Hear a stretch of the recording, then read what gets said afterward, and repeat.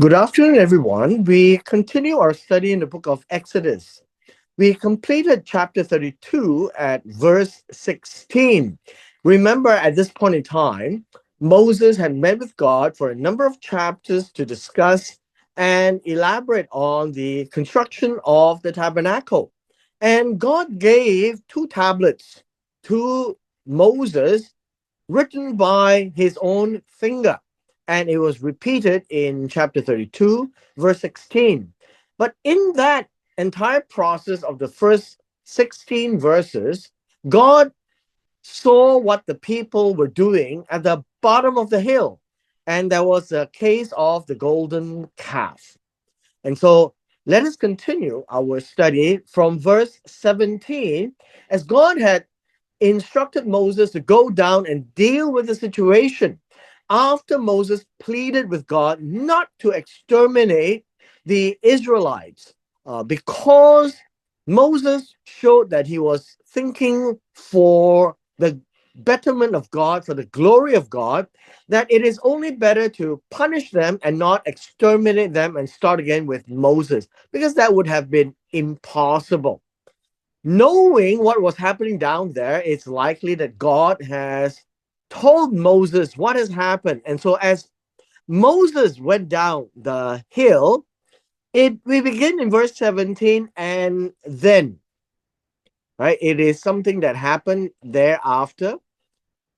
Joshua heard the noise of the people as they shouted, and he said to Moses, "There is a noise of war in the camp." But he said, "Well, it doesn't even sound like the noise of the shout of victory, and neither was it the shout of defeat. It seems that I'm hearing sounds of singing."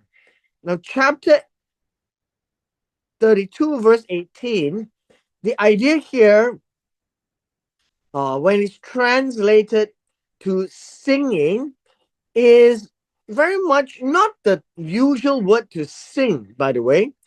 It seems like they were putting words to putting sounds and music to words that they were uh, shouting out in like singing, but not quite like singing. I think that would be a way to understand this is not the normal word of singing, but really putting music to some of the things that they were saying.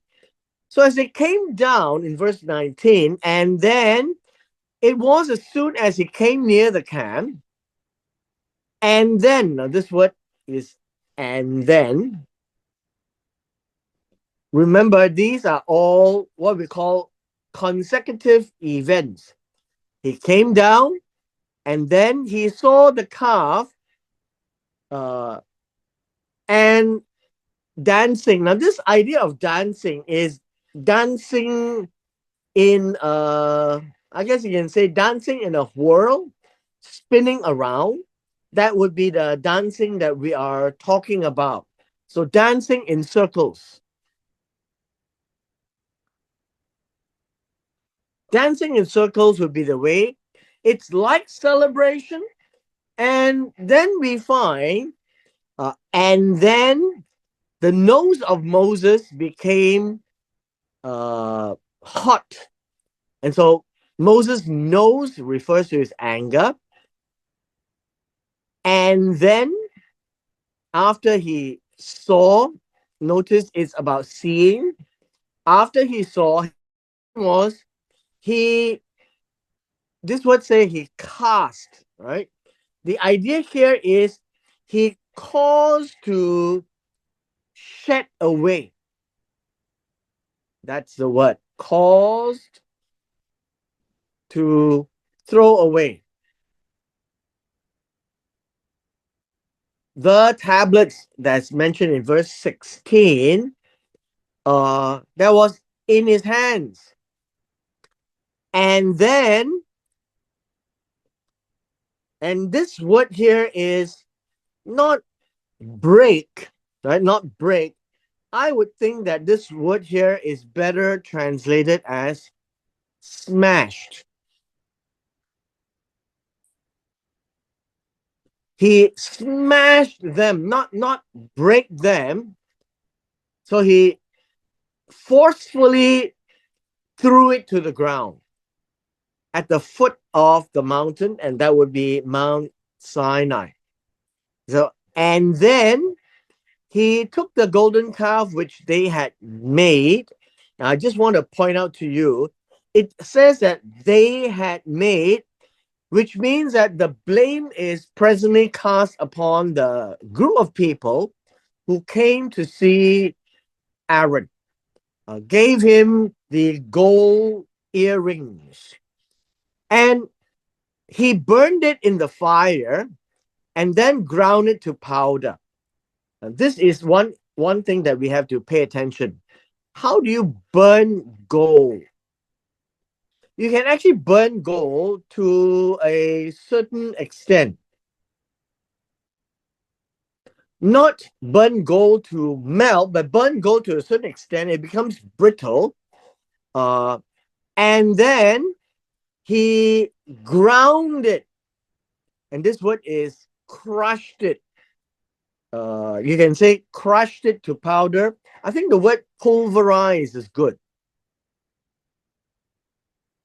Pulverize means to grind it and crush it into a powder form.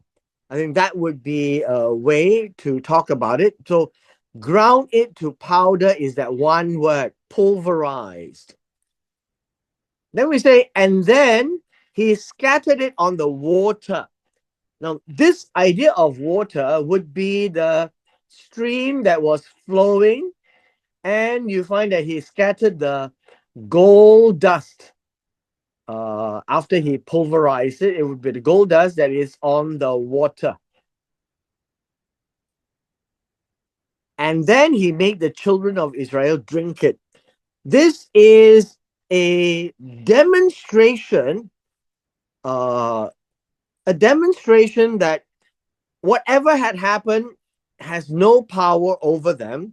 And Moses is showing authority over the golden calf.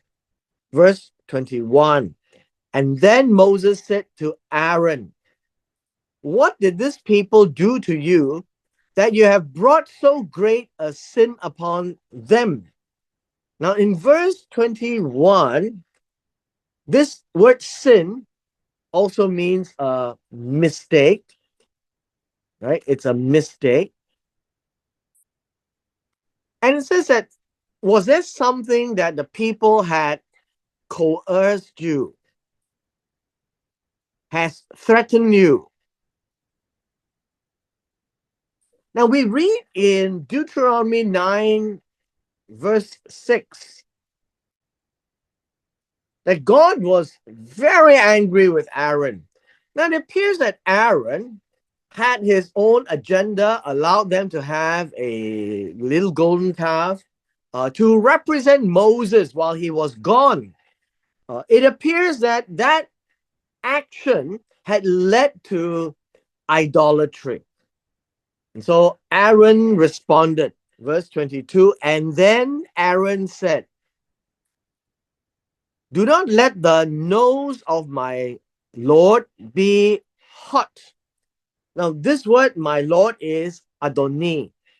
And so this is that particular word, Adoni. The reason why it's Adoni is because when it's applied to God, it will be Adonai.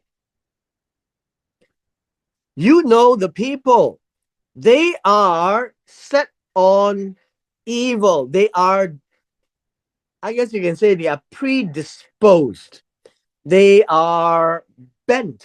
I think you can say that they are bent on evil. They are leaning towards evil. Evil means doing things that's displeasing to God. Then it goes on to say, for they said to me, make us Elohim. Now, this is the word here in verse 23. Make us Elohim, not gods, that shall go before us. This Moses, the man who brought us out of the land of Egypt, we do not know what has become of him. And so this Elohim is expected to replace Moses as a representation to lead them into the promised land. And so I said to them, and he is trying to say that well, there was no ill intent. Whoever has gold, let them break it off. And so they gave it to me, and I cast it into the fire.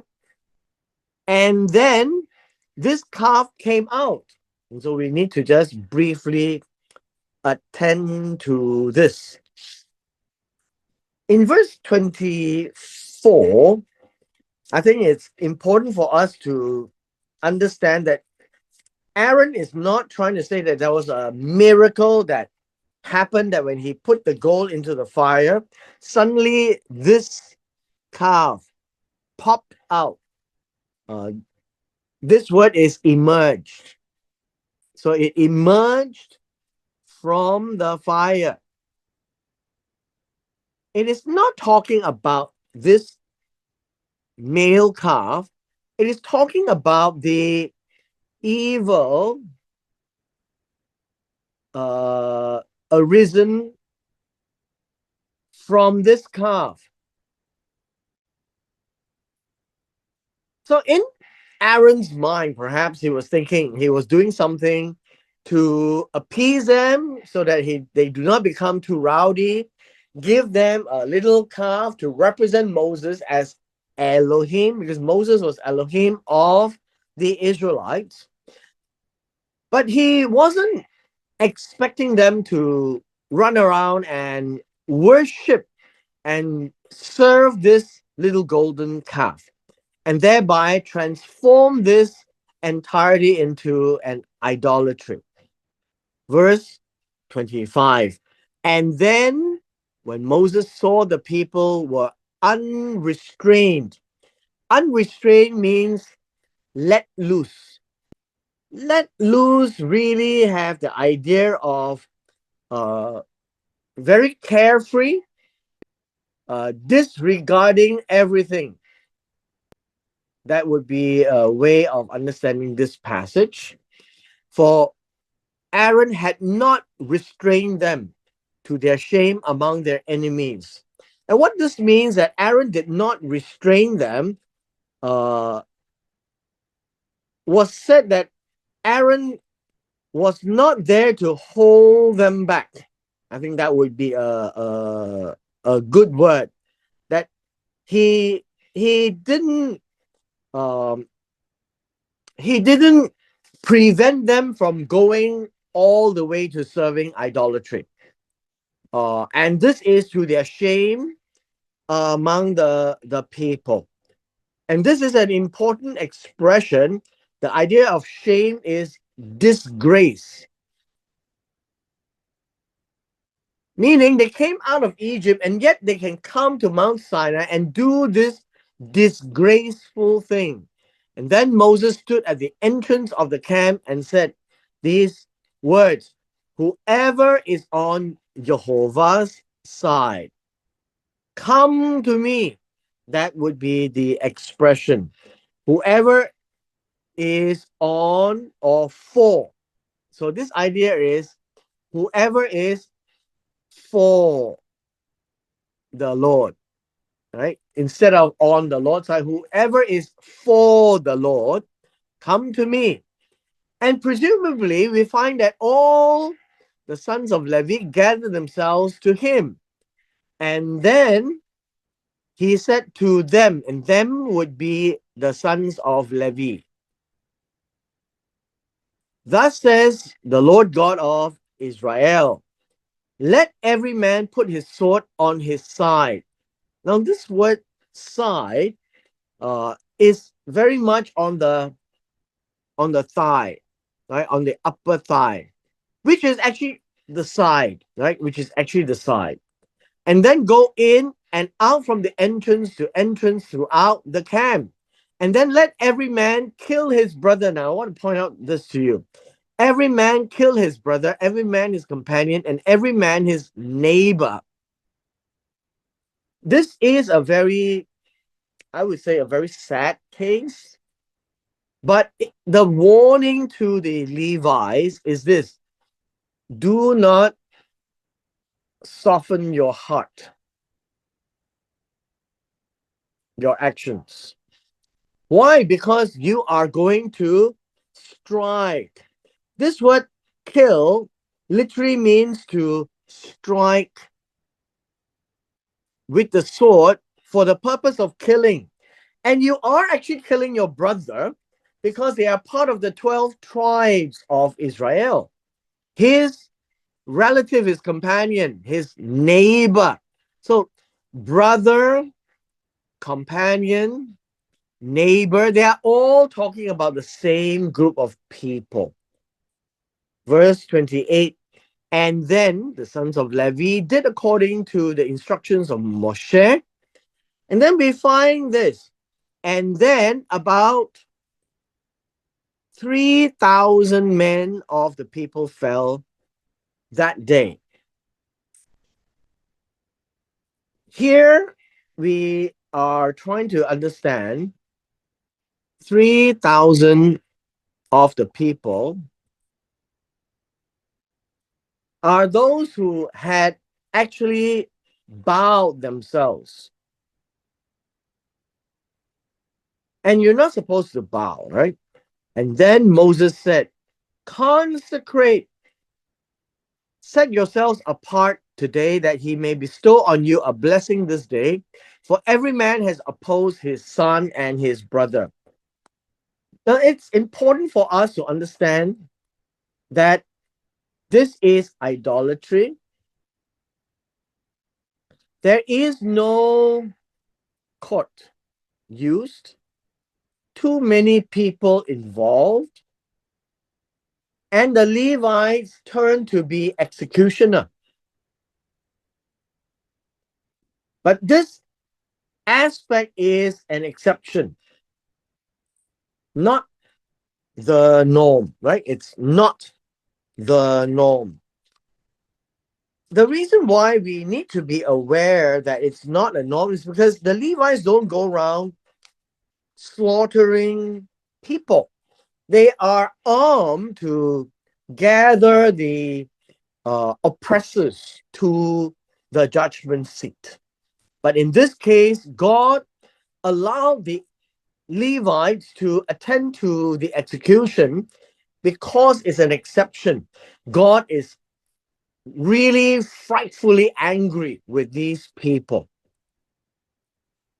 We read now in verse 30, and then it came to pass on the next day that Moses said to the people, you have committed a great mistake, sin, mistake.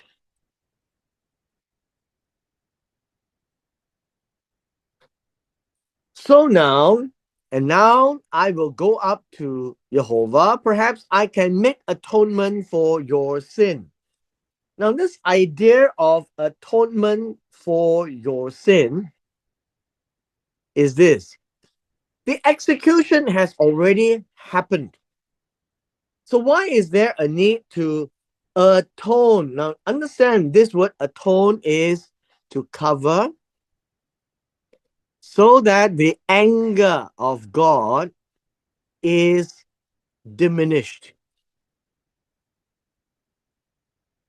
And sin here would be the mistake that they made, and it cannot be undone. So Moses needs to do something to temper down the anger of God. The word atone is to cover, make a covering to help God's anger be appeased, so that the anger of God can be covered. And then Moses returned to Jehovah, went up the mountain, and then he said this, all these people have committed a great sin, great mistake. And then have made for themselves an Elohim, right? This is the word, an Elohim of gold. You may wonder why here it says God and not gods. This is Elohim. It is still the same word. This is also one of those instances you find that the English translation of the Hebrew Bible is not quite consistent. Sometimes they would use gods, sometimes they would use God, but it's the same word. It's in the plural. So it is Elohim. It says, yet now, if you will forgive their sins, that is important. To make atonement is to have God forgive their sin. Please do that. If not, I pray. Then it says, blot me out of your book which you have written. Now, this is a very strange way. It says blot. The idea of blot literally means to wipe out. I think we can use this word to erase, wipe out. In the past, they would use a little fat to rub off some of the dirt and it will disappear from the book. So one of the sages would suggest that this your book is the Torah because it's being compiled and God will decide who goes in and who goes out. And Moses is saying, I would have failed if you do not forgive their sins. This idea of forgive their sins, uh, I guess you can say that lift up, right? It's lifting up so that it's no longer there. Lift up so you won't be angry. And how did God do that? God did that by Moses pleading and exchanging an offer that he is putting his name on the line. So this is the name of Moses. Name of Moses. And the name of Moses is important, I guess, for us to note. Why? Is because the name of Moses is worth something. The name of Moses is the leader of the Israelites. And God, if you do not forgive their sins, it means that I have failed. I am not worthy of even being mentioned in this part of history. I think you can find that this is a very admirable, very noble uh, thing that Moses did. In the ancient days, names are very important. If you lose your name, it's as good as losing your life. And so Moses said, I'm prepared to lose my name if you don't forgive these people. We come to the final segment of chapter 32. In verse 33, it begins with this way, and then. Remember, this is a narrative, so and then Jehovah said to Moses, and please observe what God is saying so that we understand the character of God. It says this, whoever has sinned against me, I will blot him out of my book. So this is the idea. This is the punishment. This is the idea of wiping out of my book so that there's no more name for them. Nobody cares about them. So when you say wipe him out, it would be wiping out the name. Wiping out the name means wiping out all recognition of these people. They came out of Egypt, they crossed the Red Sea, drank from the rock, ate the manna, heard God at Mount Sinai, and God says, these people. Now, who are these people now? There were 3,000 who had died. But these people were the remainder of them, and there were still people who were there who were guilty of the sin. So the 3,000 were not everyone, but the ones that were identified to have bowed down to the idol, right? We can say they made the golden calf was supposed to be an Elohim to represent Moses. And now they have danced around and treated it as an Elohim for themselves, disregarding Jehovah. Now, verse 34 says this: Now, therefore, go. Moses, go lead the people to where I have spoken to you. What does this mean? It means continue the journey, continue the mission, because the end goal here is to enter to the place. And so these words, to the place of, is inserted, but it really does say that continue this journey, continue the mission, because that's what the people came out for. So behold, my angel, this would be my malak, shall go before you. That has been said in Exodus chapter 12 and 13, that God will go before them.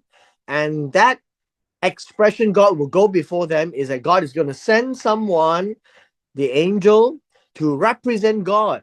And God will be at Mount Sinai waiting for them to arrive. And now, in the continuation of this journey, God sends his malak. And then he says, nevertheless, he says, in the day when I visit for punishment, I will visit punishment upon them for their sin. Now, verse 34 is, I guess, is really trying to say that God is going to send a plague. This punishment is seen as a plague that God will send to them. I think that would be the idea, send to them, but it is not something that they will die instantly. I think that would be the way to understand this. This is a plague that will come to the people, and they have to account for all these things. And these are the people who have made the Elohim of gold. It appears that the 3,000 were the ones who are bowed down, and then the plague would be upon these people who have caused Aaron to make this for them, and so they are responsible, and they too are punished by God, but not instantly, but with a plague. In verse 35, we are now told, and then the Lord plagued the people because of what they did with the calf which Aaron made. This word plague is really the word strike, right? To strike.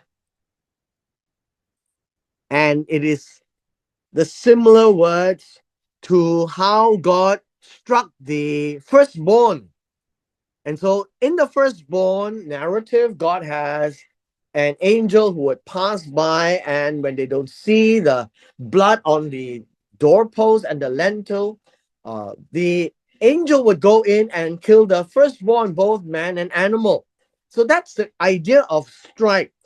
And it appears that God would have done this upon the specific people who made for themselves the Elohim of gold, who wasn't struck down by the sword because of what they did, which Aaron made. So Aaron did make it, but they were the one who caused for it to be made and misled other people to behave really badly towards God. And God needed to deal with this because God says, "You shall not have any other Elohim before me that you make with your hands." They are still at Mount Sinai and they have already violated them. So the punishment for idolatry is very severe. It is not a criminal justice punishment, but it is a punishment that God will judge. So we need to understand a few things. One is there is criminal justice. Criminal justice is something that man is to impose and judge and punish. And then we have divine justice. Divine justice does not fall into the criminal justice pot, if you want to call it that way. And this is done by God. So we can actually see that in criminal justice, God has given them the criminal law that if somebody kills another, if you steal, if you take, and whatever they do, then there is a court of law that is going to determine the punishment. But divine justice are all those sins that doesn't fall in the place of criminal justice where humans cannot judge that. And so this divine justice is when you do idolatry and you offend God, and God will be the one who will strike you. So in the case of Nadav and Avihu, the two sons of Aaron, God struck them dead because they have offered strange fire. And only the two of them died. And so in this case, when God says he plagued, you need to understand that it's the same method of the firstborn plague. And so it is a selective plague where only those who caused Aaron to make the calf will be struck. And this idea is not that they will die instantly. It appears that they will actually be punished and eventually die. So we're not told how long it took, but essentially we are told that nobody escaped punishment, and these were punished differently. And God is appeased because God has taken divine justice upon the people. Almost 3,000 died by God instructing Moses to tell the Levites to do it. And now we don't know how many people die by divine justice, but we do know that God will have closed the account books on this matter after this episode took place. And so with this, we come to the end of our session today.